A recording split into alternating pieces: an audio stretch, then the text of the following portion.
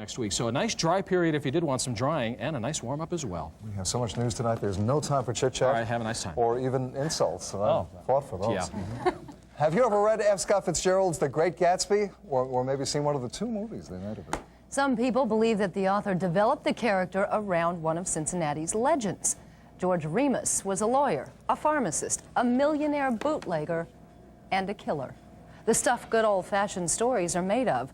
We showed you last week what led up to the murder of his wife Imogene, but his trial was one of the most famous in the century in Cincinnati.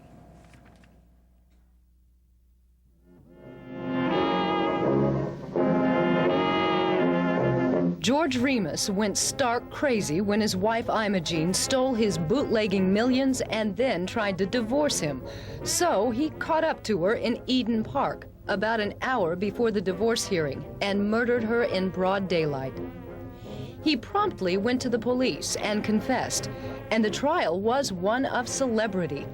George Remus had the renowned lawyer Clarence Darrow testify on his behalf, as well as a list of who's who in law enforcement and politics. It was a trial where people stood out on the streets, packed, waiting to see every day what happened, because they didn't have television in those days. They had radio, but very poor. It wasn't perfected yet. The drama unfolded in Hamilton County Courtroom number 2. The prosecutor was one Charles P. Taft, son of William Howard Taft. The jury was made up of 10 men and 2 women. Being a lawyer himself, Remus represented himself. He started out saying that he was sane and justified in murdering Imogene, but the law was against him, so he switched to insanity and presented a very convincing case. And he took this vial of poison out of his pocket, and he shook it, and he drank it. It was actually poison, but he'd taken, being a pharmacist, he took something that enabled him to get by. He didn't even get sick.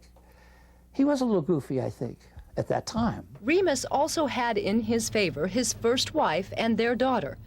Lillian Krause, divorced by Remus for Imogene years before, fervently defended her ex. She made his life so miserable. She made him a pauper. Why, George Remus wouldn't hurt a fly. Despite expert testimony that George Remus was quite sane at the time of the murder, it was perhaps the blustery, unflattering testimony of his friends and colleagues that got him off. He could be as solemn and sonorous as an archbishop, but when his wife and lover were mentioned, he would jump up like a man with a hornet in his pants. He was a good citizen, but he was a very emotional man and somewhat unstable. His reputation as a... Why, he actually tore them right off. Then he took off his shoes and threw them out the window. This fit lasted for hours and hours. He was insane. And the jury agreed. He had 4 attorneys, but he defended himself.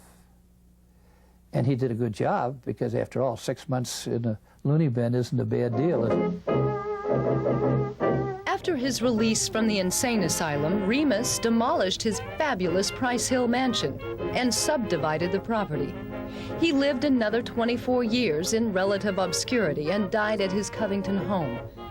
The man, born to a poor German immigrant family, may not have succeeded in crashing Cincinnati's high society, despite his one-time fortune of $80 million. But George Remus still made his mark on the century in Cincinnati. Now, there's some debate about whether or not George Remus died penniless. Some say he had nothing, while others say he had buried treasure on that site of his Price Hill mansion, and that he frequently traveled to Florida in his older years. A poor man could not have done that. Next week, the greedy and the deadly women of the century in Cincinnati.